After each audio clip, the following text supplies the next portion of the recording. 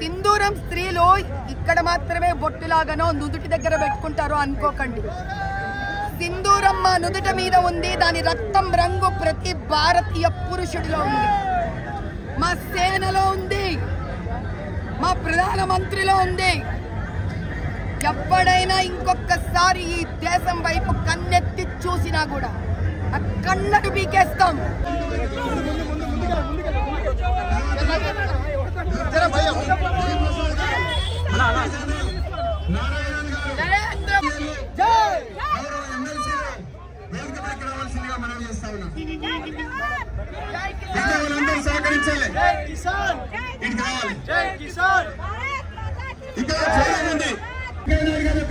మా Indian army అందరికి మేము రాఖీ కట్టండకపోయొచ్చు, కానీ మాకు రాఖీ కట్టిన మా అన్నదమ్ములే ఇండియన్ ఆర్మీ. దానికి ప్రప్రథముడు మా ప్రెసిడెంట్ గారు, మా ఆవిడ, ఆ తర్వాత మా ప్రధానమంత్రి. ఈ దేశము వీర వనితలతో పుట్టింది. అటువంటి స్త్రీ సింధూరాన్ని నాశనం చెయ్యాలనుకున్న ఏ రాక్షస శక్తి అయినా మట్టిలో వేసుకోవాల్సిందే. ఇది పాకిస్తానికే కాదు, ప్రపంచానికే టర్కీ కాదు వాడు గాని భారత్ జోలికి వస్తే రక్తపాతం. యావత్ ప్రపంచానికే చెప్తున్నాం.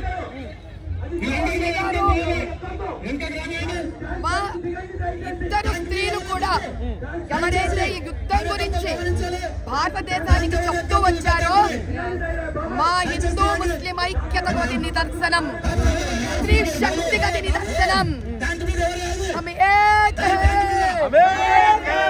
ఈ మతాల మాట తీసుకొచ్చి విభజన చేసుకున్నాం.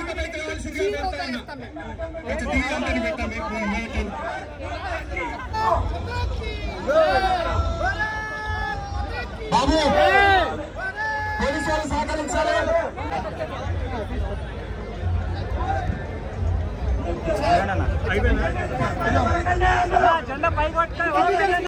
సింధూరం స్త్రీలు ఇక్కడ మాత్రమే బొట్టులాగానో నుదుటి దగ్గర పెట్టుకుంటారో అనుకోకండి.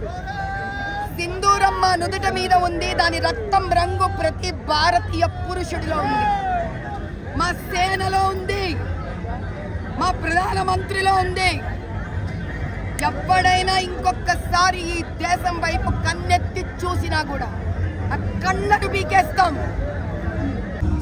ఏం మొరిగితేంది తోక కత్తిరించి పంపించడం.